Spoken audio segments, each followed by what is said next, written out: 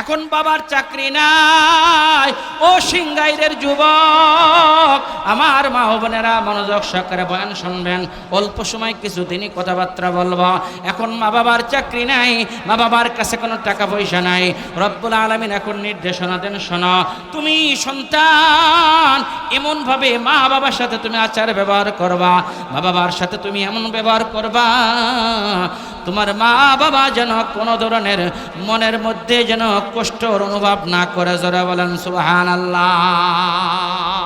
ওয়ালা তাকুল লাহুমা উফিম, তুমি বারবার বিরক্ত করো।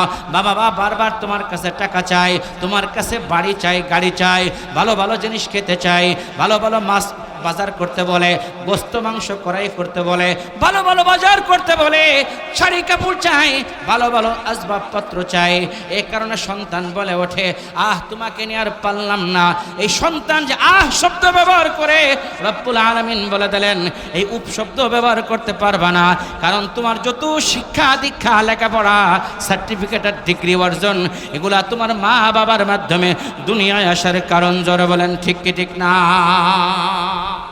এই কারণে পায়ের চামড়া গায়ের চামড়া দিয়ে মা বাবার যদি জুতাও যদি আপনার বানানো হয়, তাহলেও মা বাবার ঋণ কোনোদিন পরিশোধ করা যাবে না। কথা বলেন ঠিক না বেঠিক? এই কারণে সন্তান তার মা বাবার দিকে আঙ্গুল উঁচা করে কথা বলবে না, চোখ বড় করে চোখ রাঙ্গানি দিয়ে কথা বলবে না। আল্লাহ তাআলা বলে দিলেন, ও সন্তান, ছেলে মেয়ে, তুমি তোমার মা বাবার দিকে তুমি নেক নজরে তাকাও। তোমার বাইতুল্লাহ যাওয়া লাগবে না, উমরা করা লাগবে না, হজ করা লাগবে না, নবীর রওজায় হাজিরা দেওয়া লাগবে না। তুমি যদি বারবার তোমার উপরে যদি হজ ফরজ না হয়, তাহলে তুমি যদি বারবার তোমার পিতার চেহারার দিকে, মায়ের চেহারার দিকে নজরের দৃষ্টিতে তাকাও। আমার মায়ের চেহারা কত সুন্দর, আজকে খাটতে খাটতে পরিশ্রম করার কারণে আমার মায়ের চেহারার মধ্যে দাগ পড়ে যায়, বার্ধক্যের ছাপ পড়ে যায়।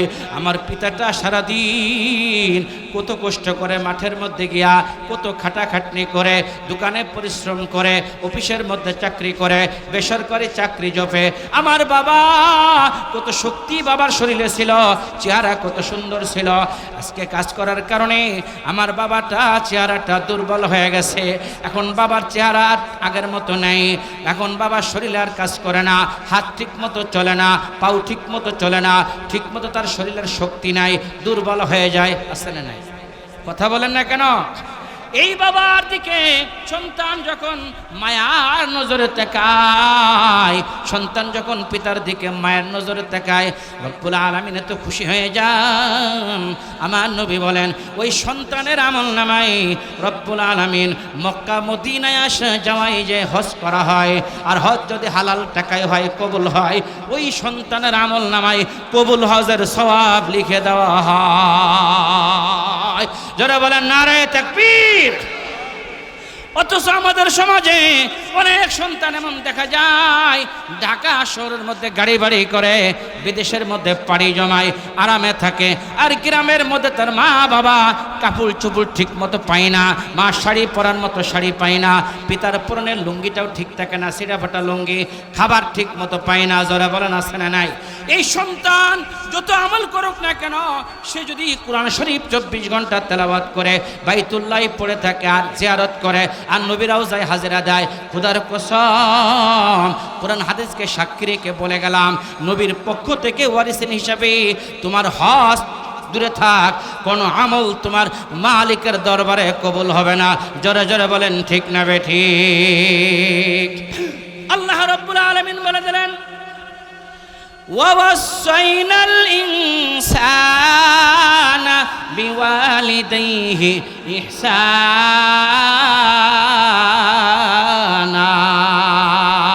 যারা বলেন আল্লাহু আকবার।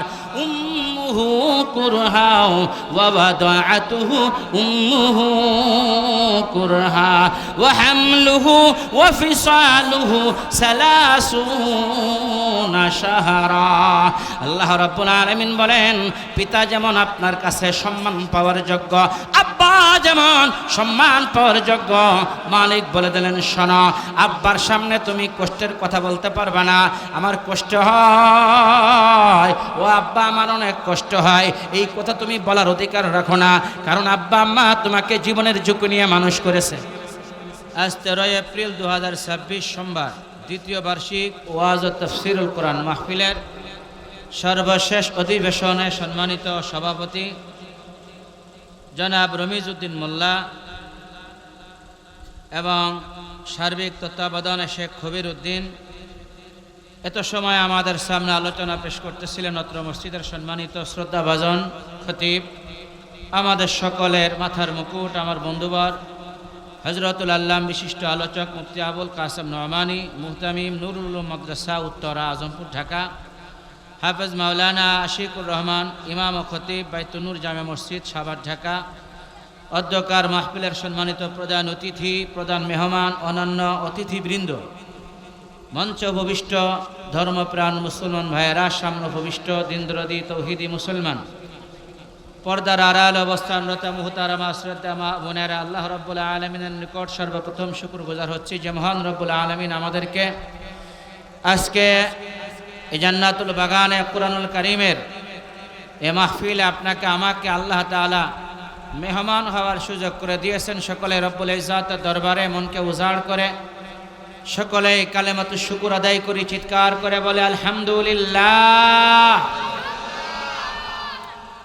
আপনারা এত সময় নারায়ে তাকবীর আর আলহামদুলিল্লাহ ইত্যাদি বলতে বলতে আপনারা মোটামুটি একটা অবস্থানে পৌঁছেছেন, আর গলা থেকে আওয়াজ বের হচ্ছে না, কি বলেন? দুর্বল হয়ে পড়ছেন, তাই না? মুসলমান কি কখনো দুর্বল হয়? আওয়াজ করেন, মুসলমান কি দুর্বল হয়? পৃথিবীতে আজকে মুসলমান দুর্বল হওয়ার কারণে, ঈমান ঘুমিয়ে পড়ার কারণে আজকে সমগ্র পৃথিবীতে মুসলমান নির্যাতিত, নিপীড়িত, মুসলমান মার খায়, পিটানি খায়। আওয়াজ করেন ঠিক না বেঠিক? মুসলমান যদি সিংহের মতো আবার হুঙ্কার দিয়ে জাগতে পারে, আল্লাহ তাআলার ওয়াদা, ঈমান যদি মজবুত হয়, আমল যদি সঠিক হয়, বেদাত মুক্ত আমল হয়, আল্লাহ তাআলা গোটা পৃথিবীর নেতৃত্ব কর্তৃত্ব আল্লাহ তাআলা আবার মুসলমানদের হাতে বুঝিয়ে দেবেন। জোরে বলে আলহামদুলিল্লাহ। সুতরাং আমাদেরকে আবার সেই সাহাবাদের মতো, খুলাফায়ে রাশিদিনের মতো ঈমান মজবুত করে আমাদেরকে কোমরে একেবারে গামছা বেঁধে ঈমানে বলে বলিয়ান হয়ে মাঠে নামতে হবে। আওয়াজ করেন ঠিক কি ঠিক না? মুহতারাম উপস্থিতি, আমি আপনাদের সামনে পবিত্র কুরআন শরীফ থেকে দুটি আয়াতে কারিমা তেলাওয়াত করেছি একই বিষয়ের উপর, এবং হাদিসের ভান্ডার থেকে একটি হাদিস তেলাওয়াত করেছি। আল্লাহ পাক তাবারক ওয়া তাআলা তৌফিক দান করলে আয়াত দুটি কারিমা এবং হাদিসটিকে সামনে রেখে অতি সংক্ষিপ্ত আকারে আপনাদের সামনে কিছু কথা বলার চেষ্টা করব। আমা তৌফিক ইল্লা বিল্লাহ। আখেরে দোয়া হবে অল্প সময়ের মধ্যে, আমরা দোয়া না করে উঠবো না, এমন একটু হিম্মত করা যায় না? আখেরে দোয়া পর্যন্ত কে কে থাকবো? কে কে থাকবো? হাত তুলে নারায়ে তাকবীর। আরো জোরে নারায়ে তাকবীর, নারায়ে তাকবীর। কোরআন সুন্নাহর আলো, কোরআন সুন্নাহর আলো, লিল্লাহি তাকবীর। আমি আপনাদের সামনে পবিত্র কালামুল্লাহ থেকে আয়াতে কারিমা তেলাওয়াত করেছি। মুহতারাম উপস্থিতি, আমার দিকে লক্ষ্য করুন। যত সময় কথা হবে আমার দিকে খেয়াল করবেন। মা ও বোনেরা মনোযোগ সহকারে বয়ান শুনবেন। বিশেষ করে আমার যুবক বন্ধুরা যারা আছেন আশপাশে সকলে চলে আসুন। মুহতারাম উপস্থিতি, আল্লাহ তাআলার কাছে পৃথিবীতে সবচেয়ে দামি বস্তুর নাম কি বলেন তো? আল্লাহ তাআলার কাছে সবচেয়ে দামি বস্তুর নাম কি? ঈমান। জোরে বলেন কি? আরো জোরে বলেন, আরো জোরে বলেন। এই জন্য আল্লাহ তাআলা 1 লক্ষ মতান্তরে 2,24,000 পয়গম্বর আল্লাহ তাআলা দুনিয়াতে পাঠিয়েছেন। 313 থেকে 314 জন রাসূল আল্লাহ পাঠিয়েছেন। সমস্ত নবী এবং রাসূলদের ঈমান সবচেয়ে বেশি মজবুত ছিল। কথা বলেন ঠিক না বেঠিক? এরপরে আসেন আল্লাহ তাআলার কাছে সবচেয়ে প্রিয় বস্তুর নাম কি? আল্লাহ তাআলার কাছে সবচেয়ে প্রিয় বস্তুর নাম হলো কোরআনুল কারীম। সুবহানাল্লাহ বলেন। আল্লাহর কাছে প্রিয় বস্তুর নাম কি? সবাই বলেন। কোরআনুল কারীম আল্লাহ তাআলার কাছে সবচাইতে প্রিয় কালাম।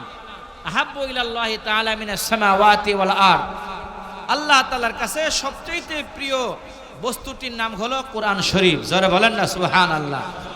এই কোরআন শরীফ যদি আপনি আমি বন্ধু বানাইতে পারি, মাথায় গ্রহণ করতে পারি, বুকে ধারণ করতে পারি, ইজ্জত সম্মান করতে পারি, শ্রদ্ধা ভরে কোরআনকে আপনি আমি যদি বুকে আগলে রাখতে পারি, তাহলে কোরআনের বন্ধু যে হবে সে দুনিয়াতেও কামিয়াবি অর্জন করবে, আখিরাতেও কামিয়াবি অর্জন করবে, কবরেও কোরআন তার বন্ধু হবে, জান্নাত পর্যন্ত কোরআন আপনার আমার সাথী এবং বন্ধু হয়ে যাবে। যারা বলেন আল্লাহু আকবার। কোরআন আপনাকে আমাকে জান্নাতে পৌঁছে দিবে। আওয়াজ করে কথা বলেন ঠিক না বেঠিক? কোরআন আপনাকে আমাকে জান্নাতে পৌঁছে দিবে। এই কোরআনুল কারীমের ইজ্জত সম্মান যদি আপনি আমি করি, তা লাভ না লস? যারা বলেন লাভ না লস? আল্লাহ পাক তাবারক ওয়া তাআলার কালাম যিনি মহব্বত করবেন, ভালোবাসবেন, তেলাওয়াত করবেন, তরজমা শিখবেন, তাফসীর শিখবেন, আমল করবেন, খোদার কসম কোরআন তাকে কখনো ভুলবে না, কোরআন তার বন্ধু হয়ে থাকবে। জোরে বলেন না সুবহানাল্লাহ। এ কারণেই যুগের শ্রেষ্ঠ বলি ইমাম হাসান বসরি রহমাতুল্লাহি আলাইহি তিনি বলেন, হে দুনিয়ার মানুষ শোনো। ইমাম হাসান বসরি রহমাতুল্লাহি আলাইহি বলেন, দুনিয়ার মানুষ শোনো, সমগ্র পৃথিবীর মধ্যে আল্লাহ রাব্বুল আলামিনের কাছে দুটি বস্তু বড় প্রিয়, দুটি জায়গা হলো আলোকিত। তামাম পৃথিবী অন্ধকার, দুটি জায়গায় গেলে আলো পাওয়া যায়। এক নম্বর জায়গার নাম হলো মাজালিসুল কোরআন, দুই নম্বর জায়গার নাম হলো মাজালিসুল উলামা। যারা বলেন আল্লাহু আকবার। এক নম্বর জায়গা হলো, হে মানিকগঞ্জের মুসলমান, আমার সিংগাইরের যুবক বন্ধুরা, মা বোনেরা, এক নম্বর বস্তুর নাম হলো কালাম। এক নম্বর বস্তুর নাম হলো কালামুল্লাহ, আল্লাহ তাআলার কোরআন শরীফ। দুই নম্বর জায়গা হলো আলেমদের মজলিস। জোরে জোরে বলেন সুবহানাল্লাহ। এই মজলিসে কোরআনুল কারীমের আলোচনা হয়, কোরআনের বয়ান হয়, এবং এই মজলিসের মধ্যে উলামায়ে কেরাম আসছেন, আগমন করেছেন, তিনারা বয়ান করেন। এটা আলেমদের মজলিস। আওয়াজ করে কথা বলেন ঠিক না বেঠিক? এটা যেমন কোরআনুল কারীমের মজলিস, এটা ঠিক তেমনি ভাবে আপনার আলেমদের মজলিস। এই দুইটা মজলিস আল্লাহর কাছে বড় দাম। নারায়ে তাকবীর। দুইটা জায়গা হলো আল্লাহর কাছে বড় আলোকিত দুইটা জায়গা। আমরা যেমন এখানে আলো দিয়ে এখানে সাজিয়েছি, আল্লাহ তাআলার কাছে ফেরেশতাদেরকে নিয়ে আল্লাহ গর্ব করেন পৃথিবীতে। আজকের এই টাইমের মধ্যে মানিকগঞ্জ জেলা, সিংগাইর থানা, চর আজিমপুর, পশ্চিমপাড়া, জান্নাতুল বাকি গোরস্থান, এই জায়গাটা আল্লাহর কাছে আজকে বড় দামি হয়ে গেছে। যারা বলেন না সুবহানাল্লাহ। দুই নম্বর হলো, আপনি আমি যে এখানে বসে বয়ান শুনতেছি, এই বয়ানের যে আপনারা শিরোনাম দিয়েছেন পোস্টারে, সেটা হলো জান্নাতুল বাকি কবরস্থান। এই কবরস্থানের উদ্যোগে আজকের এই মাহফিল। আচ্ছা বলুন তো, আজকে আমি তাদেরকে মোবারকবাদ জানাই যারা এই উদ্যোগে, এই শিরোনামে যারা এই প্রোগ্রামের আয়োজন করেছেন। এই কবরস্থানে কে কে যাব না? গোরস্থানে যাওয়া লাগবে না এমন কে কে নিয়ত করছেন যে আমার গোরস্থানে যাওয়া লাগবে না, মরা লাগবে না এমন কে কে আছেন এখানে? হাত তোলেন। যে হুজুর আমার মরণও নাই, আমি গোরস্থানেও যাব না, এমন কেউ আছেন? কথা বলেন। সবার মৃত্যুবরণ করা লাগবে কি লাগবে না? কবরে জোরে বলেন যাওয়া লাগবে কি লাগবে না? আপনার আমার বাড়িতে যদি আজকে আমার বাবা যদি রাত্র 1টার সময় ইন্তেকাল করেন, আমার মা যদি রাত্র 3টায় ইন্তেকাল করেন, আপনার স্ত্রী রাত্র 2টার সময় ইন্তেকাল করেছেন, আপনার সন্তান রাত্র 4টায় ইন্তেকাল করেছেন, আমাকে জবাব দিতে হবে। আপনার বাড়িতে কি ঘুম থাকবে? ঘুমের কোনো ব্যবস্থা থাকবে? যত উন্নত ব্যবস্থাপনা করেন না কেন, মানুষ হাসাহাসি করবে, সমাজের মানুষ ধিক্কার জানাবে। তোমার বাড়িতে মারা গেছে মানুষ আর তুমি ঘুমাও, এত বড় নির্বোধ আর পৃথিবীতে নাই। আওয়াজ করেন ঠিক না বেঠিক? সুতরাং কোরআনুল কারীমের মাহফিল যেখানে হয়, আলোচনা যেখানে হয়, ওয়াজ মাহফিল যেখানে হয়, এই জায়গাটা আসলে এখানে কি ঘুমানোর জায়গা? কথা বলেন, ঘুমানোর জায়গা? আজকে আমাদের ঘুমে ধরবে? কোরআন সবচেয়ে দামি কালাম। সুতরাং কোরআন যেখানে থাকে সেখানে আলো থাকে। জোরে বলেন আল্লাহু আকবার। আল্লাহ তাআলার সাথে আপনার আমার সরাসরি এই সিনার সাথে একটা সম্পর্ক কলবের সাথে আল্লাহ তাআলার মারফতের সাথে রহমতের সাথে একটা সম্পর্ক হয়ে গেছে। এই সম্পর্কের কারণে আমাদের দিলেও ঘুম নাই, চোখেও ঘুম নাই। আওয়াজ করেন ঠিক না বেঠিক? এই দিলে আল্লাহ তাআলাকে জায়গা দিব। রাজি আছেন? যারা বলেন রাজি আছেন? কে কে রাজি আছেন? লিল্লাহি তাকবীর। হাত নামান। আমি আমার বয়ানে প্রবেশের আগে আপনাদেরকে একটা গল্প শোনাইতে চাই। মুহতারাম উপস্থিতি, এটা আমার বানানো কোনো গল্প নয়, এটা সরাসরি কোরআন থেকে আমি আপনাদেরকে তাফসির শোনাইতে চাই। একজন নবীর নাম ইউসুফ আলাইহিস সালাম, নাম শুনছেন? আমাদের বাড়ির কাছে বাড়ি, কি বলেন? বাংলাদেশে বাড়ি। ইউসুফ নবী মিশরে ছিলেন। জোরে বলেন কোথায়? ফিরাউনের দেশ মিশর। আজও ফিরাউনের লাশ মমি করা আছে। পৃথিবীর মানুষ আজও ফিরাউনের লাশ দেখে শিক্ষা গ্রহণ করে। আওয়াজ করেন ঠিক না বেঠিক? পয়গম্বর ইউসুফ আলাইহিস সালাতু ওয়াস সালাম, রব্বুল আলামিন এমন সুন্দর চেহারা আল্লাহ তাআলা পয়গম্বর ইউসুফ নবীকে মালিক দান করেছেন। সমগ্র পৃথিবীর মানুষকে আল্লাহ যত সুন্দর করে বানাইছেন, আমার মালিক যত সুন্দর করে মানুষকে বানাইলেন, পৃথিবীর এক অর্ধেক সুন্দর দিয়া আল্লাহ রব্বুল আলামিন একা পয়গম্বর ইউসুফ নবীকে আমার আল্লাহ তাআলা বানাইলেন। জোরে বলেন আল্লাহু আকবার। এই পয়গম্বর ইউসুফ আলাইহিস সালাতু ওয়াস সালাম, তিনাকে জুলাইখা জিনার যখন অপবাদ দিয়েছিল, তহমাত দিয়েছিল, তহমাত দেওয়ার পর ইউসুফ আলাইহিস সালাতু ওয়াস সালাম আল্লাহ তাআলা তিনাকে কুদরতে সরায় নিলেন। তিনাকে কুয়ার মধ্যে নিয়ে যাওয়া হলো। ইউসুফ আলাইহিস সালামের কিছু কুরবানি করার পর রব্বুল আলামিন ওই কুয়ায় ফেলে দেওয়া ইউসুফ নবীকে রব্বুল আলামিন মিশরের আল্লাহ তাআলা বাদশা বানাইলেন। যারা বলেন আল্লাহু আকবার। হাজার মে সাজার মে তেরি রঙে বু হ্যায়, हजार में शजर में तेरी रंग बू है, जदर देखता हो मैं वही तू है। जरा जरा बोलन अल्लाह अकबर। আমার আল্লাহ রাব্বুল আলামিন সর্বত্র বিরাজমান। আল্লাহ সৃষ্টি মাখলুকাত নিয়ে, জীব নিয়ে যেই মানুষটা ফিকির করে চিন্তা করে, আল্লাহ রাব্বুল আলামিন বলেন, বান্দা আমি সৃষ্টি নিয়ে, আমার সৃষ্টি নিয়ে যারা চিন্তা ভাবনা করে, আমি রব্বুল আলামিনের কুদরত দেখে আমি আল্লাহ তাদের ঈমানকে বাড়ায়া দেয়।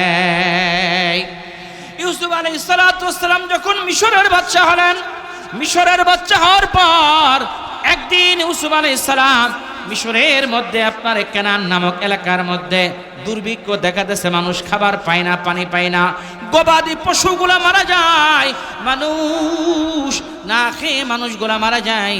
খাদ্যের বড় সংকট দেখা দিল।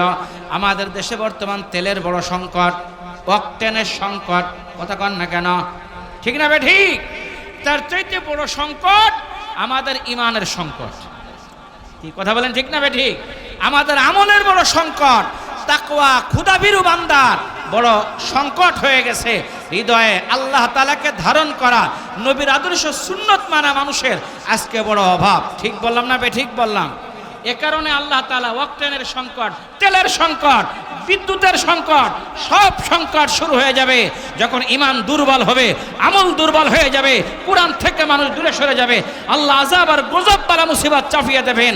তখন মানুষ দিক দিগন্তে ছুটতে থাকবে, টাকা ইনকাম করবে, টাকার বরকত পাবে না, পয়সা ইনকাম করবে, পয়সার বরকত থাকবে না, সারা দিন শ্রম দেবে, সন্ধ্যাবেলা বাজার করতে পারবে না, টাকাই কুলায় না। ঠিক বললাম না বে ঠিক বললাম?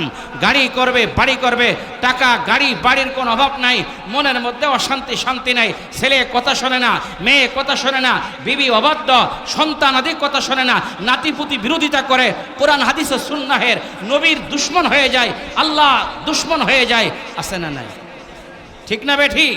এগুলির সংকটের কারণ হলো আমাদের ঈমান আর আমলের দুর্বলতা, কোরআন থেকে দূরে সরে যাওয়া। আওয়াজ করেন ঠিক না বে ঠিক? পয়গম্বর হযরতে ইউসুফ আলাইহিস সালাতু ওয়াস সালাম তিরান দিচ্ছেন, আর একটা যুবক দাঁড়ায় গেছে তিরান নেওয়ার জন্য। যখন প্রথমবার তাকে তিরান দেওয়া হয়, ওই যুবকটা ঘুরে গিয়ে আবার পিছনের লাইনের মধ্যে দাঁড়ায় গেছে। আচ্ছা বলেন তো, সরকারি যে আপনার তিরান দেওয়া হয়, এটা একবার দেওয়া হয়, বারবার দেওয়া হয় না? প্রথমবার দেওয়ার পর আবার লাইনে দাঁড়ায় গেছে, আবার তাকে তিরান দেওয়া হলো, আবার লাইনে দাঁড়িয়েছে। এই ব্যক্তির ব্যাপারে তাকে ধরে নিয়ে যাওয়া হলো পয়গম্বর ইউসুফ নবীর কাছে। ও পয়গম্বর, ও মিশরের বাদশা, এই ছেলেটা দুইবার তিরান দেওয়ার পর আবার লাইনের মধ্যে দাঁড়াইছে, আপনি বলেন তার কি বিচার হতে পারে? পয়গম্বর ইউসুফ আলাইহিস সালাম মিশরের বাদশা বললেন, শোনো ও যুবক, তোমার পরিচয় দাও, তোমার পরিচয় কি? একবার তিরান দেওয়া হয়, আবার লাইনের মধ্যে দাঁড়াও, আবার তিরান দেওয়া হয়, আবার লাইনের মধ্যে দাঁড়াও, তার কারণ কি? যুবক তখন বলতেছে, ও পয়গম্বর ইউসুফ, আল্লাহর পয়গম্বর ইউসুফ শোনেন, ও মিশরের বাদশা, আপনি একদিন যখন জুলাইখা আপনাকে জিনার তোহমাত দিয়েছিল, অপবাদ আপনাকে দিয়েছিল, পয়গম্বর ইউসুফ তামাম পৃথিবীতে আপনার পক্ষে কোনো রাজসাক্ষী ছিল না। তখন আমি দুলনার মধ্যে ছিলাম, আমি দুলনার মধ্যে তখন দুধ পান করতাম, দুগ্ধপুষ্য শিশু ছিলাম, আপনার পক্ষে কোনো দুনিয়াতে রাজসাক্ষী ছিল না, আমি দোলনার শিশু, আপনি পয়গম্বর ইউসুফের পক্ষে তখন আল্লাহ তাআলার কুদরতে রাজসাক্ষী হয়ে দাঁড়িয়েছিলাম। যারা বলেন নারে তাকবীর। আমি তখন সাক্ষী দিয়েছিলাম পয়গম্বর ইউসুফ জিনা করতে পারে না, আল্লাহর কোনো পয়গম্বর জিনা করে না, অপবাদের সেরকম উপযুক্ত নয়। আপনাকে জিনার অপবাদ থেকে, গুনাহ থেকে মুক্ত করার জন্য পৃথিবীতে যখন কেউ ছিল না, আমি আপনার পক্ষে দাঁড়ায় গিয়েছিলাম। ইউসুফ আলাইহিস সালাম এবার বললেন, ও আমার দেহরক্ষীরা, তোমরা যারা দায়িত্বের মধ্যে আছো, খাজানার দায়িত্বে আছো, যারা তিরানকে বন্টন করো, সরকারি যারা লিফের মাল যারা দাও, শোনো, এই সন্তান লাইনের মধ্যে একবার না, দুইবার না, যতবার সে লাইনের মধ্যে দাঁড়ায় ততবার তাকে তোমরা রিলিফের মাল দিবা, ততবার তোমরা তাকে তিরান দিবা। এই সন্তান আমি নবীর পক্ষে সে দাঁড়িয়ে গেছিল। যারা বলেন আল্লাহু আকবার। আমি আপনাদের কাছে প্রশ্ন করতে চাই, ও যুবক, আল্লাহ নবীর পক্ষে দাঁড়ানোর কারণে যদি আল্লাহর রহমত যদি পাওয়া যায়, বারবার যদি তিরান দেওয়া হয়, যেই মানুষটা এই মাহফিলের মধ্যে এসে কোরআনের পক্ষে যারা স্লোগান দেয়, যারা কোরআনের পক্ষে যারা হাত তোলে, যারা কোরআনকে যারা বন্ধু বানায়, যারা এরকম আপনার সুবহানাল্লাহ বলে, আলহামদুলিল্লাহ, লা ইলাহা ইল্লাল্লাহ, আল্লাহু আকবার, আল্লাহ আল্লাহ শব্দ যারা বলে, এবার বলেন এই ব্যক্তির জায়গা কোথায় হতে পারে? এ কারণেই তাফসীরের কিতাবের মধ্যে আসছে, আল্লাহ পাক তাবারক ওয়া তাআলা ইনাদের ঠিকানা দান করবেন জান্নাত। যারা বলেন আল্লাহু আকবার। এবার বলেন, আমরা আল্লাহ তাআলার বানানো জান্নাতে যেতে চাই কি চাই না? সবাই চাই। কে কে চাই? নারে তাকবীর, নারে তাকবীর, হাত নামান। আমার বন্ধুরা, এই জন্য বলতেছিলাম, যেই গোরস্থানের উদ্দেশ্যে মাহফিল, একজন মানুষের যখন ইন্তেকাল হয়ে যায়, যখন কোনো পুরুষ মহিলা মারা যায়, ইন্তেকাল হওয়ার পরে তার সমস্ত আমলের রাস্তা বন্ধ হয়ে যায়। আমি খুতবার মধ্যে হাদিস খানা তেলাওয়াত করেছি। আন আবি হুরায়রা রাদিয়াল্লাহু তাআলা আনহু قال النبي صلى الله تعالى عليه وسلم اذا مات الانسان انقطع عمله الا من ثلاثه। যখন কোনো মানুষের ইন্তেকাল হয়ে যায়, আমার বন্ধু ও যুবক, মৃত্যু এমন একটা যন্ত্র, মৃত্যু এমন একটা বস্তু, আপনাকে আমাকে মৃত্যুবরণ করাই লাগবে। মালিক বলেন, কুল্লু নাফসিন যায়িকাতুল মাউত সুম্মা ইলাইনা তুরজাউন। দুনিয়ার প্রত্যেকটা মানুষ ইন্তেকাল করবে এবং মানুষগুলা মৃত্যুর পর কবর থেকে আবার পুনরুত্থান হবে। হাসরের ময়দানে মানুষগুলা আল্লাহর সঙ্গে সাক্ষাৎ হবে। জোরে জোরে বলেন আল্লাহু আকবার। আমার বন্ধুরা, যে কথা বলতেছিলাম, মানুষ যখন ইন্তেকাল হয়ে যায়, আমার দিকে তাকান, তখন মানুষের সমস্ত আমলের রাস্তা বন্ধ হয়ে যায়। জোরে বলেন, কয়টা আমলের রাস্তা চালু থাকে? আবার বলেন। আপনারা একটু ডান উঁচু করেন, ডান উঁচু করেন, এই ডান হাতটা উঁচু করেন, নাড়াচাড়া দেন, নাড়াচাড়া দেন। মাশাআল্লাহ, মাশাআল্লাহ, হাত নামান। কয়টা আমল চালু থাকে? তিনটা আমল চালু থাকে। আল্লাহ নবী বলেন সমস্ত আমলের রাস্তা যখন বন্ধ হয়ে যায় তখন তিনটা আমলের রাস্তা চালু থাকে, আর কোন আমলের রাস্তা বান্দার চালু থাকে না। তিনটা আমল বান্দার চালু থাকে। এক নম্বর আমল হলো ইল্লা মিন সাদাকাতিন জারিয়া, এক নম্বর হলো সদকায়ে জারিয়া। বান্দা দুনিয়ার হায়াত জীবনে যে সমস্ত ভালো কাজগুলি বান্দা করছে, মসজিদ নির্মাণ করছে, মাদ্রাসা প্রতিষ্ঠা করেছে, নুরানি হেফজখানা মক্তব বানাইছে, একজন মানুষকে হাফেজে কোরআন বানাইল, গোরস্থান বানাইল, ঈদগাহর মাঠ বানাইল, কোনো ভালো একটা কাজ বান্দা করলো, ওয়াজ মাহফিল দিল বান্দা, কোনো নেক কাজ বান্দা করলো, এই নেক কাজ যে বান্দা করলো এটা হলো বান্দার নামে সদকায়ে জারিয়া। একটা গাছ লাগাইল, আপনার নহর খনন করলো, একটা কূপ খনন করলো, নলকূপ বসাইল, টিউবওয়েল বান্দা পুঁতে দিল, ওই জায়গা থেকে যত মানুষ যারা পানি পান করে, গাছের ছায়ায় যারা ছায়া গ্রহণ করে, আপনার পথিক রাস্তার মানুষ ছায়া গ্রহণ করে, এই আমলগুলা বান্দার আমল নামায় সদকায়ে জারিয়া। জোরে জোরে বলেন আল্লাহু আকবার। সদকায়ে জারিয়া আমলগুলা চলতেই থাকে, এটা হলো এক নম্বর সদকায়ে জারিয়া। ইল্লা মিন সাদাকাতিন জারিয়া, সদকায়ে জারিয়ার আমল চালু থাকে। দুই নম্বর হলো ওয়ালাদিন সালিহিন ইয়াদউ লাহু, বান্দা নেককার সন্তান বানাইল, বান্দা সন্তানকে নেককার বানাইল, সন্তানকে ঈমান শিক্ষা দিল, আমল শিক্ষা দিল, সন্তান হাফেজে কোরআন, সন্তানকে আলেম বানাইল। এই নেককার সন্তান বান্দা যখন মারা যায়, যখন মা বাবা যখন মারা যায়, নেককার সন্তান তখন আব্বা আম্মার জন্য কুরআনুল কারীম তেলাওয়াত করে করে দোয়া করে। যারা বলেন সুবহানাল্লাহ। নেককার সন্তান আজকে আপনার পহেলা এপ্রিল, ই চলে, কি বলে, বৈশাখ চলে, পহেলা বৈশাখে যত ধরনের অপসংস্কৃতি চলতেছে, কুসংস্কৃতি চলে, কোরআন সুন্নাহ বিরোধী, শরিয়াত বিরোধী কার্যক্রম চলে, খ্রিস্টানি প্রথা অনুসরণ করা হয়, হিন্দুয়ানি প্রথা অনুসরণ করা হয়, এটা কি মুসলমানের কাজ? আওয়াজ করেন, মুসলমানের কাজ? কোনো অসুবিধা নাই, যেটা শরিয়াত অনুমোদন করে, কোরআন সুন্নাতে আছে, কোরআন সুন্নাহের বাহিরে, নবী সাহাবার বাহিরে গিয়ে কোনো কাজ করার অনুমোদন শরিয়াতে নাই। আওয়াজ করেন ঠিক না বেঠিক? এ কারণে আপনারা দেখতে পেরেছেন জাতীয় পত্রিকার মধ্যে সন্তান তার মাকে, চট্টগ্রামের মধ্যে আপনার সন্তান তার মাকে, চট্টগ্রাম আনোয়ারা, মাকে নেশাখোর সন্তান, সে নেশা করে, মদ খায়, গাঁজা খায়, ফেনসিডিল খায়। আপনাদের মানিকগঞ্জের কোনো ছেলে মেয়ে অন্তত নেশা করে না, সিংগাইরে কেউ নেশার সাথে যুক্ত নাই, কি বলেন? পুরা সিংগাইর মাদক মুক্ত, ফেনসিডিল গাঁজা মুক্ত, কি বলেন? আছে? কথা বলেন আছে? কোরআনের পক্ষে সত্য কথা বলার দরকার, যারা বলেন আছে না নাই? এইভাবে যারা নেশাখোর সন্তান নেককার না বানানোর কারণে, সন্তানকে কোরআনের ইলম শিক্ষা না দেওয়ার কারণে, আদব কায়দা শিক্ষা না দেওয়ার কারণে, সন্তানকে শরিয়াতের জ্ঞান বিদ্যা শিক্ষা না দেওয়ার কারণে, সন্তানকে ইলম শিক্ষা না দেওয়ার কারণে, হাফেজ আলেম না বানানোর কারণে, ওই সন্তান তাকে তো মা বাবা মসজিদের মধ্যে আনে না, সন্তানকে মক্তবে নেয় না, সন্তানকে কোরআনের সাথে বন্ধুত্ব করায় না, সন্তানকে আলেমদের সাথে বন্ধুত্ব পাতায় না, সন্তান নেশাখোরের সঙ্গে চলে, নেশাখোর হওয়ার কারণে ওই সন্তান তার মাকে পর্যন্ত অস্ত্র দিয়ে এসে আঘাত করে। যারা বলেন নাউজুবিল্লাহ। এমন আপনার অধঃপতন, এমন কুসন্তান আমাদের সমাজে আছে না নাই? অথচ আমি আয়াতে কারিমা তেলাওয়াত করেছি, রব্বুল আলামিন বলেন ওয়াকাদা রাব্বুকা আল্লা তা'বুদু ইল্লা ইয়্যা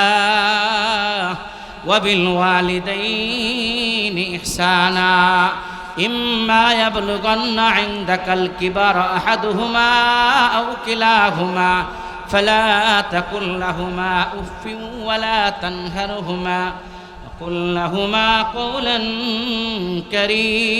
كريما زرا بلن الله أكبر আল্লাহ রাব্বুল আলামিন বলেন, হে দুনিয়ার সন্তান, ছেলে মেয়ে, রব্বুল আলামিন ঘোষণা করেন ওয়াকাদা রাব্বুকা আল্লা তা'বুদু ইল্লা ইয়্যা, সন্তানের জন্য আমি রব্বুল আলামিন আসমানের মালিক ফয়সালা করে দিয়েছি, শোনো, তুমি যখন সন্তান, তোমার মা বাবা যখন বার্ধক্যে উপনীত হবে, এখন পিতার চাকরি নাই, তোমার বাবার কোনো ইনকাম সোর্স নাই, টাকা পয়সা নাই, বাবা এখন অকর্মণ্য, হাতে কোনো টাকা পয়সা নাই। একসময় চাকরি করত, অনেক টাকা কামাই করত, গাড়ি বাড়ি করছে, তোমাকে অনেক প্রাসাদ ভবন তোমাকে তৈরি করে দিয়েছে। এখন বাবার চাকরি নাই। ও সিংগাইরের যুবক, আমার মা ও বোনেরা মনোযোগ সহকারে বয়ান শুনবেন, অল্প সময় কিছুদিনই কথাবার্তা বলবো। এখন মা বাবার চাকরি নাই, মা বাবার কাছে কোনো টাকা পয়সা নাই। রব্বুল আলামিন এখন নির্দেশনা দেন, শোনো, তুমি সন্তান এমন ভাবে মা বাবার সাথে তুমি আচার ব্যবহার করবা, মা বাবার সাথে তুমি এমন ব্যবহার করবা, তোমার মা বাবা যেন কোনো ধরনের মনের মধ্যে যেন কষ্টর অনুভব না করে। জোরে বলেন সুবহানাল্লাহ। ওয়ালা তাকুল লাহুমা উফিম, তুমি বারবার বিরক্ত করো, বাবা বারবার তোমার কাছে টাকা চাই, তোমার কাছে বাড়ি চাই, গাড়ি চাই, ভালো ভালো জিনিস খেতে চাই, ভালো ভালো মাছ বাজার করতে বলে, গোস্ত মাংস কড়াই করতে বলে, ভালো ভালো বাজার করতে বলে, শাড়ি কাপড় চাই, ভালো ভালো আসবাবপত্র চাই। এই কারণে সন্তান বলে ওঠে, তোমাকে নিয়ে আর পারলাম না। এই সন্তান যে শব্দ ব্যবহার করে, রব্বুল আলামিন বলে দিলেন এই উপশব্দ ব্যবহার করতে পারবা না, কারণ তোমার যত শিক্ষা দীক্ষা লেখাপড়া সার্টিফিকেট আর ডিগ্রি অর্জন, এগুলা তোমার মা বাবার মাধ্যমে দুনিয়ায় আসার কারণ। জোরে বলেন ঠিক কি ঠিক না? এই কারণে পায়ের চামড়া গায়ের চামড়া দিয়ে মা বাবার যদি জুতাও যদি আপনার বানানো হয়, তাহলেও মা বাবার ঋণ কোনোদিন পরিশোধ করা যাবে না। কথা বলেন ঠিক না বেঠিক? এই কারণে সন্তান তার মা বাবার দিকে আঙ্গুল উঁচা করে কথা বলবে না, চোখ বড় করে চোখ রাঙ্গানি দিয়ে কথা বলবে না। আল্লাহ তাআলা বলে দিলেন, ও সন্তান, ছেলে মেয়ে, তুমি তোমার মা বাবার দিকে তুমি নেক নজরে তাকাও। তোমার বাইতুল্লাহ যাওয়া লাগবে না, উমরা করা লাগবে না, হজ করা লাগবে না, নবীর রওজায় হাজিরা দেওয়া লাগবে না। তুমি যদি বারবার তোমার উপরে যদি হজ ফরজ না হয়, তাহলে তুমি যদি বারবার তোমার পিতার চেহারার দিকে, মায়ের চেহারার দিকে নজরের দৃষ্টিতে তাকাও, আমার মায়ের চেহারা কত সুন্দর, আজকে খাটতে খাটতে পরিশ্রম করার কারণে আমার মায়ের চেহারার মধ্যে দাগ পড়ে যায়, বার্ধক্যের ছাপ পড়ে যায়। আমার পিতাটা সারাদিন কত কষ্ট করে মাঠের মধ্যে গিয়া কত খাটাখাটনি করে, দোকানে পরিশ্রম করে, অফিসের মধ্যে চাকরি করে, বেসরকারি চাকরি জপে। আমার বাবা কত শক্তি বাবার শরীরে ছিল, চেহারা কত সুন্দর ছিল। আজকে কাজ করার কারণে আমার বাবাটা চেহারাটা দুর্বল হয়ে গেছে। এখন বাবার চেহারা আগের মতো নেই, এখন বাবার শরীরে আর কাজ করে না, হাত ঠিক মতো চলে না, পাও ঠিক মতো চলে না, ঠিক মতো তার শরীরের শক্তি নাই, দুর্বল হয়ে যায়। আসলে নাই, কথা বলেন না কেন? এই বাবার দিকে সন্তান যখন মায়ার নজরে তাকায়, সন্তান যখন পিতার দিকে মায়ের নজরে তাকায়, রব্বুল আলামিন এত খুশি হয়ে যান। আমার নবী বলেন, ওই সন্তানের আমল নামায় রব্বুল আলামিন মক্কা মদিনায় আসে যাওয়াই যে হজ করা হয়, আর হজ যদি হালাল টাকায় হয়, কবুল হয়, ওই সন্তানের আমল নামায় কবুল হজের সওয়াব লিখে দেওয়া হয়। যারা বলেন নারে তাকবীর। অথচ আমাদের সমাজে অনেক সন্তান এমন দেখা যায়, ঢাকা শহরের মধ্যে গাড়ি বাড়ি করে, বিদেশের মধ্যে পাড়ি জমায়, আরামে থাকে, আর গ্রামের মধ্যে তার মা বাবা কাপড় চোপড় ঠিক মতো পায় না, মা শাড়ি পরার মতো শাড়ি পায় না, পিতার পরনের লুঙ্গিটাও ঠিক থাকে না, সিরা ফাটা লুঙ্গি, খাবার ঠিক মতো পায় না। জোরে বলেন আছে না নাই? এই সন্তান যত আমল করুক না কেন, সে যদি কোরআন শরীফ 24 ঘন্টা তেলাওয়াত করে, বাইতুল্লাহ পড়ে থাকে, আর জিয়ারত করে, আর নবীর রওজায় হাজিরা দেয়, খোদার কসম কোরআন হাদিসকে সাক্ষী রেখে বলে গেলাম, নবীর পক্ষ থেকে ওয়ারিসিন হিসাবে তোমার হজ দূরে থাক, কোনো আমল তোমার মালিকের দরবারে কবুল হবে না। জোরে জোরে বলেন ঠিক না বেঠিক? আল্লাহ রাব্বুল আলামিন বলে দিলেন, وَوَصَّيْنَا الْإِنسَانَ بِوَالِدَيْهِ إِحْسَانًا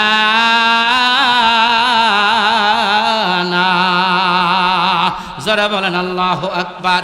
উম্মুহু কুরহা ওয়া ওয়াদাআতুহু উম্মুহু কুরহা ওয়া হামলুহু ওয়া ফিসালুহু 30 শাহরা। আল্লাহ রাব্বুল আলামিন বলেন, পিতা যেমন আপনার কাছে সম্মান পাওয়ার যোগ্য, আব্বা যেমন সম্মান পাওয়ার যোগ্য। মালিক বলে দিলেন, শোনো, আব্বার সামনে তুমি কষ্টের কথা বলতে পারবে না। আমার কষ্ট হয়, ও আব্বা আমার অনেক কষ্ট হয়, এই কথা তুমি বলার অধিকার রাখো না। কারণ আব্বা আম্মা তোমাকে জীবনের ঝুঁকি নিয়ে মানুষ করেছে। কথা বলেন ঠিক না বেঠিক?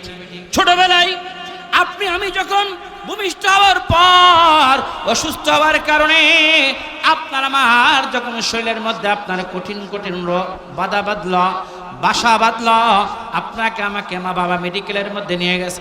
ঝড় দেখে নাই, তুফান দেখে নাই, শিলাবৃষ্টিও দেখে নাই। এই জন্য রব্বুল আলামিন বললেন, ও সন্তান, তুমি তোমার বাবাকে যে পরিমাণ খেদমত করবা, সেবা করবা, ওই তুলনায় তুমি 3 ভাগ বেশি তোমার মায়ের খেদমত করবা। জোরে জোরে বলেন না সুবহানাল্লাহ। ওয়া ওয়াদাআতুহু উম্মুহু কুরহা ওয়া হামলুহু ওয়া ফিসালুহু 30 শাহরা।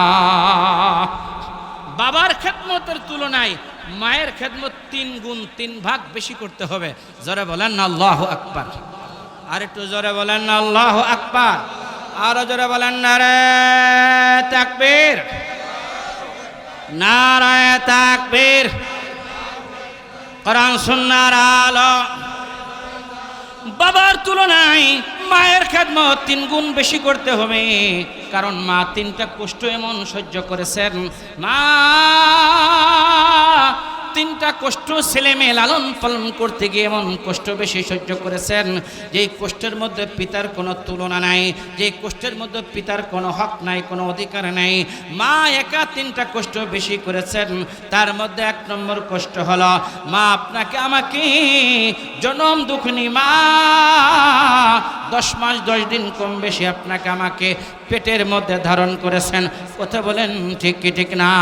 মা আপনাকে আমাকে যখন মায়ের গর্ভে আসলাম, আমি আল্লাহ তাআলা কুদরতিভাবে নাভির সঙ্গে আল্লাহ তাআলা আপনার আমার মায়ের নাভির সঙ্গে আল্লাহ কানেকশন করে দিলেন। পৃথিবীর কোনো বাতাসের যোগাযোগ নাই, কোনো অক্সিজেনের কোনো যোগাযোগ নাই। ওই মায়ের পেটের মধ্যে রব্বুল আলামিন আপনাকে আমাকে 10 মাস 10 দিন কম বেশি আল্লাহ তাআলা আপনাকে আমাকে মায়ের পেটের মধ্যে বড় করেছেন। মানুষেরা কত কথা বলেছে, তোমার পেটটা উঁচু হয়ে গেছে, দেখতে কেমন লাগে, কত কোথায় না টিটকারি মস্কারে করেছে। আল্লাহ রাব্বুল আলামিন খুশি হয়ে যায় ওই সন্তান দুনিয়ার মধ্যে এসে কেউ বা নবী হবে। কথা বলেন না ঠিক না বেঠিক? কেউ বা দুনিয়ার মধ্যে এসে কোরআনের হাফেজ হবে, কেউ বা দুনিয়ার মধ্যে এসে আলেম হবে, কেউ বা দুনিয়ার মধ্যে এসে কোরআনের খাদেম হবে। জোরে জোরে বলেন না আল্লাহু আকবার। সন্তান যখন মায়ের পেট থেকে দুনিয়ার মধ্যে আসে, এই যে মায়ের পেটের মধ্যে একটা নির্দিষ্ট টাইম সন্তান থাকে, এই কষ্ট তো পিতা করে না, মা একা করে। মা খাইতে বসে আমি লাথি মেরেছি, মা খাইতে পারে নাই, মা বমি করে দিছে, এত কষ্ট করে মা আপনাকে আমাকে মানুষ করছে। ও মানিকগঞ্জের যুবক, আমার যুবতী বোনেরা, ও মা বোনেরা, আমার মানিকগঞ্জ সিংগাইরের আমার যুবক বন্ধুরা, দিন দরদি আমার মুসলমান ভাইরা, আমার বাবাজেরা, ওই মা যার দুনিয়ার মধ্যে বেঁচে আছে, মা বাবা যার বেঁচে আছে, মা বাবাকে রেখে আপনি কোনো অন্য কাউকে ইজ্জত সম্মান করতে পারেন না, কোনো পীরের দরবারে আপনি ভালো মন্দ নিয়ে যেতে পারেন না। আপনার মা বাবা এগুলার 1 নম্বর হকদার, ঠিক না বেটি? মা বাবা আপনার 1 নম্বর হকদার। 2 নম্বর হলো আল্লাহ রাব্বুল আলামিন বলেন, এত নবীজিরও কথা নয়, আল্লাহর কথা ডাইরেক্ট। আল্লাহ রাব্বুল আলামিন বলেন, মা 2 নম্বর যে কষ্ট করে, এই কষ্টের মধ্যে বাপের কোনো অংশ নাই, কোনো অধিকার নাই, হক নাই। 2 নম্বর কষ্ট হলো মা সন্তানকে দুনিয়ার মধ্যে মা ভূমিষ্ঠ করায়। সন্তান পেটের মধ্যে বড় হয়ে গেছে, সন্তান নড়াচড়া করে, এপাশ ওপাশ করে, সন্তান মায়ের পেটের মধ্যে ঘোরাফেরা করে, লাথি মারে, নড়াচড়া করে, সন্তান জীবিতর প্রমাণ বহন করে। সন্তান যখন দুনিয়ার মধ্যে আসবে, ডাক্তার বলে দিছি আপনার সন্তান সিজার ছাড়া হবে না। মা বাবা এখন পাগল পারা হয়ে যায়, সন্তানকে এখন সিজার করে বের করা লাগবে। সিজার যদি না করা হয় সন্তান মারা যাওয়ার ভয় আছে। আবার এমন কি সন্তানের মা অর্থাৎ স্ত্রীও মারা যাওয়ার ভয় আছে। এ কারণে এখন সিজার করা লাগে। পেট কেটে মা সন্তানকে দুনিয়ার মধ্যে মা বের করে দেয়। সন্তান যখন দুনিয়ার মধ্যে আসে, মা যখন প্রথম নজর সন্তানের কোলের দিকে, যখন চেহারার দিকে যখন চায়, সন্তান তখন কাঁদতে থাকে। সন্তান তো হাসা বোঝে না, কথা বলা বোঝে না। সন্তান বাচ্চা যখন দুনিয়ার মধ্যে আসে, আর যখন সন্তানটা কান্না করে দুনিয়ার জমিনে আসার পর, সন্তানের যখন কান্নার আওয়াজ ওই মায়ের কানের মধ্যে আল্লাহর কুদরতে যখন পৌঁছে যায়, মা তখন 10 মাস 10 দিন পেটে রাখা এবং ভূমিষ্ঠ হওয়ার যত ব্যথা বেদনার কষ্ট, মা তখন সব ভুলে গিয়ে সন্তানের প্রতি মায়ের দয়া আর মায়া মহব্বত সৃষ্টি হয়ে যায়। যারা বলে নারায়ে তাকবীর। এই সন্তানের প্রতি দয়া মায়া মহব্বত যিনি সৃষ্টি করে দেন তিনি কে?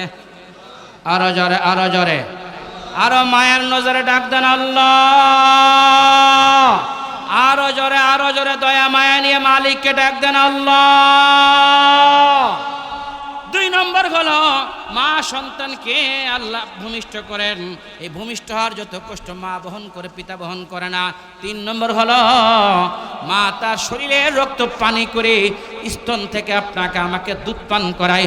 কথা বলেন ঠিক না বেঠিক? মায়ের দুধ এত শক্তিশালী, এত ভিটামিন এবং পাওয়ারফুল। সন্তান যখন মায়ের প্রথম যে আটাওয়ালা দুধ, প্রথম যে গাড়ালা দুধটা খায়, ডাক্তার বিজ্ঞান সায়েন্স বলে এই দুধটা প্রথম যে ফোটার দুধ, এই দুধটাই সন্তানের সবচাইতে স্বাস্থ্যকর দুধ। জোরে জোরে বলেন আল্লাহু আকবার। এটা সবচাইতে বিশুদ্ধ, নির্ভুল এবং স্বাস্থ্যসম্মত দুধ সন্তানের জন্য। সুবহানাল্লাহ বলেন। এখন যদি শীতকাল হয় তাহলে মা কেমনে দুধটা, স্তনের দুধকে কেমনে হিটারে জ্বালায়া কেমনে মা দুধটাকে গরম করবে? আমার মালিক তো খুব ভালো মতো জানেন।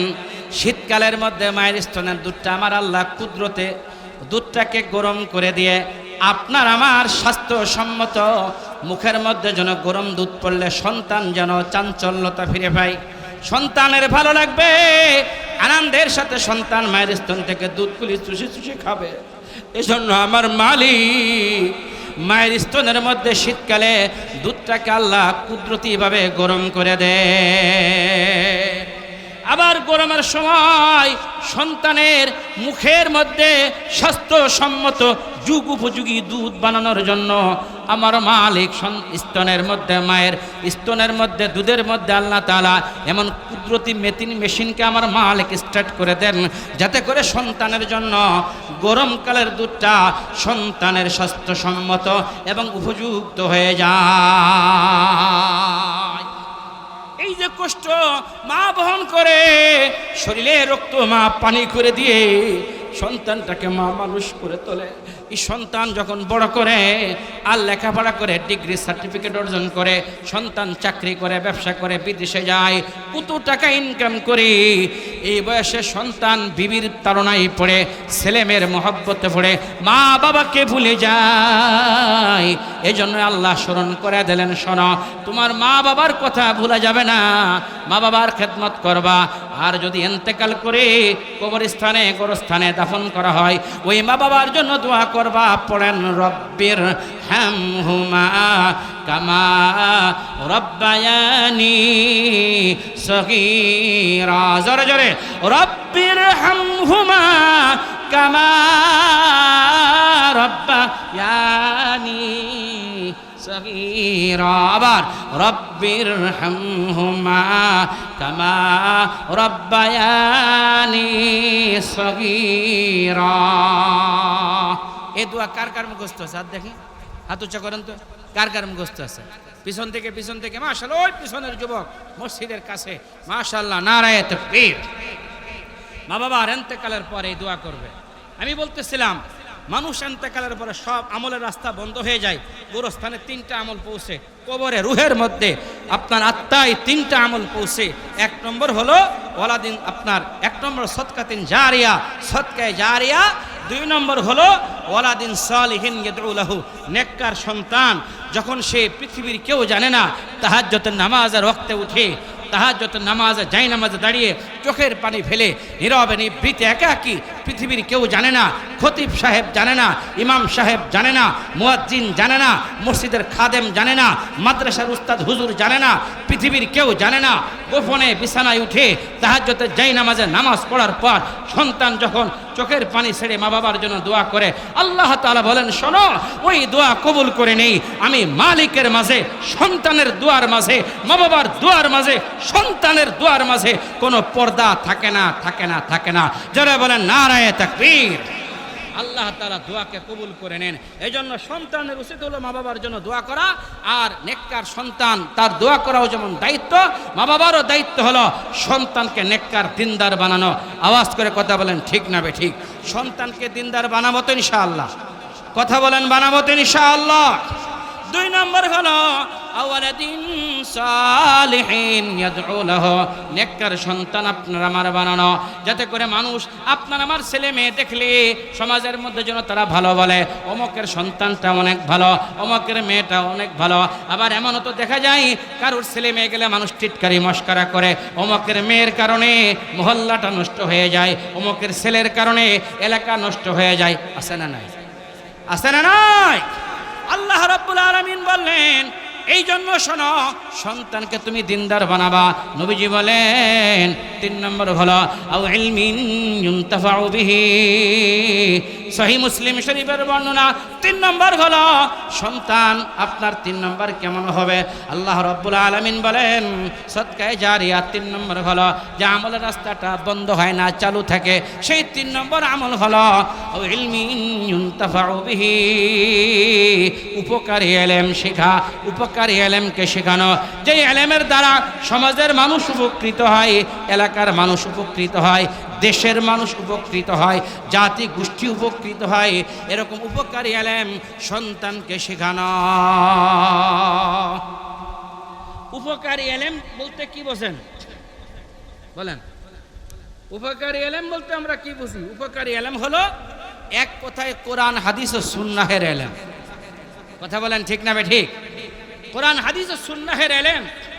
হাদিস শরীফের মধ্যে আছে আল্লাহ নবী বলেন কিয়ামতের ময়দানে বান্দা 5টা প্রশ্নের উত্তর না দেওয়া পর্যন্ত 1 কদম সামনে আগায় বাড়াইতে পারবে না। কয়টা প্রশ্ন করা হবে কিয়ামতের ময়দানে? 5টা প্রশ্ন করা হবে। 5টা প্রশ্নের উত্তর না দেওয়া পর্যন্ত কিয়ামতের ময়দানে 1 কদম সামনে আগানো যাবে না। তার মধ্যে 1 নম্বর হলো, ও বান্দা, তুমি তোমার জীবনকে কিভাবে তুমি অতিক্রম করেছো, কাটিয়েছো? 60 বছরের হায়াত, 100 বছরের হায়াত, 80 বছরের জিন্দেগি, তুমি 70 বছরের হায়াত কিভাবে কাটাইছ? হিসাব দাও। আমি আপনাদের কাছে প্রশ্ন করতে চাই, আমার বৃদ্ধ দাড়ি ফাঁকা মুরব্বী বাবাজেরা, আল্লাহ যদি কিয়ামতের ময়দানে হিসাব চান, আপনি আমি কি হিসাব দিতে পারবো? সেই সাহস কি আমাদের আছে? হাদিস শরীফের মধ্যে নবীজি বলেন, সহিহ মুসলিম শরীফের বর্ণনা, লা তাজুলু কদামা ইবনি আদামা ইয়াউমাল কিয়ামাতি হাত্তা ইউসআলা আন খামসিন, কিয়ামতের ময়দানে 5টা প্রশ্নের উত্তর না দেওয়া পর্যন্ত 1 কদম কেউ সামনে আগে বাড়াইতে পারবে না। তার মধ্যে 1 নম্বর হলো তোমার হায়াত তুমি কিভাবে ব্যয় করেছ, এই প্রশ্ন তুমি উত্তর দাও। 2 নম্বর হলো তোমার যৌবন বয়সকে তুমি কিভাবে কাটিয়েছ। যৌবন বয়স এটা পার্সোনালি একটা সময়, ভিআইপি একটা টাইম, শরীর গরম থাকে, মেজাজ গরম থাকে, সব কিছু কন্ট্রোলে থাকে। এ কারণে ছেলে মেয়ে যুবক যুবতীরা এই টাইমটা বেশি সমাজে অন্যায় করে। ঠিক বললাম না? ঠিক বললাম? এই যৌবন বয়সের হিসাব মালিকের কাছে আপনাকে আমাকে দিতে হবে। আমি আপনাদের কাছে প্রশ্ন করতে চাই, এই যৌবন বয়সের আল্লাহ তাআলার কাছে হিসাব দিতে হবে, এর কোনো বিধিবিধান মালিকের কাছে জোরে বলেন আছে না নাই? চিল্লায় বলেন আছে না নাই? এই জন্য 2 নম্বর হলো যৌবন বয়সের পরিচ্ছন্নতা, যৌনতার পরিচ্ছন্নতা। যৌবন বয়সটা আপনার আমার ইবাদতে কাটাইতে হবে। হাদিসের মধ্যে নবীজি বলেন, কিয়ামতের ময়দানে আল্লাহ তাআলার আরশ আজিমের নিচে রব্বুল আলামিন 7 শ্রেণীর মানুষকে আল্লাহ আরশের নিচে আল্লাহ ছায়া দান করবেন। সুবহানাল্লাহ বলেন। কয় শ্রেণীর মানুষ? 7 শ্রেণীর মানুষকে আল্লাহ ভিআইপি মেহমান, তাদেরকে আরশের নিচে ছায়া দেওয়া হবে। আপনি আমি বলতে পারি দুনিয়ার মধ্যে প্রোটোকল দেওয়া হয়, দুনিয়ার মধ্যে আপনার রাষ্ট্রপতি, এমপি, মন্ত্রী, প্রধানমন্ত্রী কত প্রোটোকল দেওয়া হয়। কিয়ামতের ময়দানে, হাশরে, মাশারের ময়দানে 7 শ্রেণীর মানুষকে ভিআইপি পারসন প্রোটোকল দিয়ে আল্লাহ তাআলার নির্ধারিত ফেরেশতারা রব্বুল আলামিনের আরশের নিচে ছায়া দান করবে। সুবহানাল্লাহ বলেন। আর যারা বলেন না সুবহানাল্লাহ। 7 শ্রেণীর মানুষকে আল্লাহ পাক তাবারক ওয়া তাআলা আরশের নিচে ছায়া দান করবেন। যেহেতু লেখা হয়েছে, সময় সংক্ষেপ করলে ভালো হয়, এই জন্য আজকে আমি আর আলোচনা ওদিকে আপনাদের সামনে আগাইলাম না। আমি যে 3টি কথা বললাম, মানুষ মারা যাওয়ার পরে 3টা আমল চালু থাকে। 1 নম্বর আমল হলো আপনার 1 নম্বর আমল হলো সদকায়ে জারিয়া, 2 নম্বর হলো নেককার সন্তান, 3 নম্বর হলো ইলম দ্বারা মানুষ উপকৃত হয়, ইলমের রাস্তা চালু করে যাওয়া। এই 3টা কাজ করব, আল্লাহ তাআলা তৌফিক দেন, জোরে বলি আমিন। সন্তান যদি আপনার আমার নেককার হয়, লাভটা কি? আপনার আমাকে লাশটাকে আপনার গোসল দিবে সুন্নত তরিকায়। সুবহানাল্লাহ বলবেন না? যারা আমাদেরকে গোসল দেয় তারা কি সুন্নত তরিকা জানে? উল্টো পাল্টা গোসল দেয়, অথচ জীবনের শেষ গোসল, যেই গোসল নিয়ে কবরে যাচ্ছি পবিত্র হয়ে, মসজিদের লাশের খাটিয়ায় চড়ে আমার জীবনের লাস্ট গোসল, এরপরে কোনো গোসল নাই। এবং 3খানা পুরুষের কাফনের কাপড়, মহিলার 5খানা কাফনের কাপড়, এই পবিত্র শরীর নিয়ে যাচ্ছি কবরে।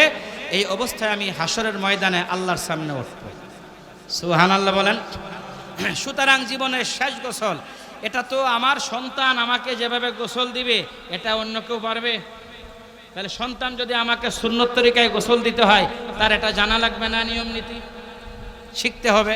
তাকে অবশ্যই একজন বন্ধু বাধা দিবে না, ঢুকতে পারবে না। এই বন্ধু দুনিয়াতে এসে রাত্রে আমাকে তেলাওয়াত করেছে, দিনের বেলা তেলাওয়াত করেছে, নামাজে তেলাওয়াত করছে, এই বন্ধুকে আমি ছাড়ব না। আমি সেই কুরআন নামক বন্ধু, আমার বন্ধুকে জান্নাতে পৌঁছানোর পর তারপর আমি কুরআন তার কাছ থেকে বিদায় নেব। যারা বলেন নারায়ে তাকবীর। 2 নম্বর হলো ওয়াসসালাতু আন ইয়ামিনিহি জাল কুরআন ইনদা রাসিহি, কুরআন মাথার পাশে বন্ধু রূপে দাঁড়ায় যাবে। ওয়াসসালাতু আন ইয়ামিনিহি, উলামা একরাম আছেন, নামাজ বান্দার লাশের ডান পাশে এসে বন্ধু রূপে দাঁড়ায় যাবে। এখন মুনকার নাকির ঢুকবে বলে চলবে না, অন্য রাস্তা খোঁজো। আমার বান্দা দিনের বেলায় নামাজ আদায় করছে, ফজরের নামাজ, জোহর, আসর, মাগরিব, এশা, 5 ওয়াক্ত নামাজ তার মসজিদের সঙ্গে ঝুলানো ছিল, মসজিদের খুঁটির সঙ্গে 5 ওয়াক্ত তার দিলকে বান্ধা ছিল। আজান হতে দেরি, নামাজ পড়তে আমার বান্দা বান্দি দেরি করে না। সুতরাং তাকে কবরে সওয়াল জবাব করা যাবে না। যা বলার আমাকে বলো, তার পক্ষ থেকে আমি জবাব দিয়ে দেব। আমি নামাজ নামক বন্ধু, তার কবরে তাকে কষ্ট দেওয়া যাবে না। তখন মুনকার নাকির বাম পার্শ্ব দিয়ে ঢুকার চেষ্টা করবে মুর্দারকে সওয়াল জবাব করার জন্য। হাদিস শোনা যায়, নবীজি বলেন ওয়াসিয়ামু আন শিমালিহি। এখন ডান পার্শ্ব দিয়ে মুনকার নাকির কবরে সওয়াল জবাব করার জন্য ঢুকতে যাবে। ডান পার্শ্বে গিয়ে দেখবে আরেকজন সুদর্শন যুবক কবরের মধ্যে দাঁড়ানো। বলে তুমি কে? তখন বলবে আমি হলাম রোজা নামক বন্ধু। নারায়ে তাকবীর। কি জন্য আসছো? বলে আমরা মুনকার নাকির সওয়াল করার জন্য। বলে যা বলার আমাকে বলো। আমার বন্ধুকে কবরের মধ্যে কষ্ট দেওয়া যাবে না। আমার বন্ধু রমজান মাসে রোজা রাখছে, শাওয়াল মাসের 6 রোজা রাখছে, আয়ামে বীজের রোজা রাখছে, নবীর জন্মদিন সোমবার রোজা রাখছে, বৃহস্পতিবার সাপ্তাহিক রোজা রাখছে। বন্ধুকে কষ্ট দেওয়া যাবে না, আমি তার পক্ষ থেকে সওয়াল জবাব করে দেব। জোরে বলেন আল্লাহু আকবার। মুনকার নাকির রাস্তা খুঁজে পাবে না, সওয়াল জবাব তো করাই লাগবে। বা এবার পায়ের নিকট দিয়া, শিওরের নিকট দিয়া পায়ের পার্শ্ব দিয়ে ঢোকার চেষ্টা করবে। পায়ের পাশে এসে দেখবে আর একজন বন্ধু সুদর্শন যুবক পায়ের পাশে দাঁড়ানো, জোরে জোরে বলেন আল্লাহু আকবার। বলবে তোমরা কারা? বলবে আমরা মুনকার নাকির। কেন আসছে? বলে সোল জব করার জন্য। হবে না, আমাকে বলো, আমি তার পক্ষ থেকে সোল জব করব। বলবে তুমি কে? বলবে আমি হলাম সদকায়ে জারিয়া, গোরস্থানের টাকা দান করেছিল, মসজিদের টাকা দান করেছিল, এতিমখানা হেফজখানা লিল্লাহ বোর্ডিং নুরানি মাদ্রাসায় টাকা দান করেছিল, গরিব মিসকিন অসহায়কে বাড়ি করে দিয়েছিল, যত ধরনের দান সদকা ভালো কাজ করেছিল, হজ উমরা করেছিল, যাকাত প্রদান করেছিল, হিসাব করে করে যত নেক আমল করছি, ওই আমি হলাম তার নেক আমল। আমি বান্দার পক্ষ থেকে সোয়াল জব করব, আমার বন্ধুকে কষ্ট দেওয়া যাবে না। যারা বলেন আল্লাহু আকবার। আল্লাহ তাআলা বলেন ইন্নাল্লাযীনা ক্বালু রাব্বুনাল্লাহু সুম্মা ইসতাকামু তাতানাজ্জালু আলাইহিমুল মালায়েকা আল্লা তাখাফু ওয়া লা তাহজানু ওয়া আবশিরু বিল জান্নাতিল্লাতী কুনতুম তুআদুন। যারা বলেন আল্লাহু আকবার। এজন্য কোরআনকে বন্ধু বানাবো, 5 ওয়াক্ত নামাজ পড়বো, পর্দার সাথে চলবো, ছেলে মেয়েকে পর্দার বিধান শিক্ষা দিব, হাফেজ আলেম বানাবো, মসজিদকে বন্ধু বানাবো, আলেমদেরকে ভালোবাসবো, মোহব্বত করব, ইস্তেগফার বেশি বেশি পাঠ করব, দুরূদ শরীফ নবীর উপরে বেশি বেশি পাঠ করব, তাওবার জিন্দেগি গ্রহণ করে আল্লাহর নেককার বন্ধু হয়ে তাকওয়া মুত্তাকি পরহেজগার মানুষ হয়ে এই দিলটাকে পুত পবিত্র করে আল্লাহর মোহব্বত দিলে ঢুকায়া কোরআন সুন্নাহ মোতাবেক শরীয়ত মোতাবেক জিন্দেগি যাপন করে ইমানদার হয়ে কবরে যাব। রাজি আছি, রাজি আছি। কে কে রাজি আছি? লিল্লাহি তাকবীর। আল্লাহ পাক তাবারক ওয়া তাআলা আমাদের সকলকে যে কথাগুলি হলো আমাদেরকে মা বোনদেরকে আমল করার তৌফিক দান করেন।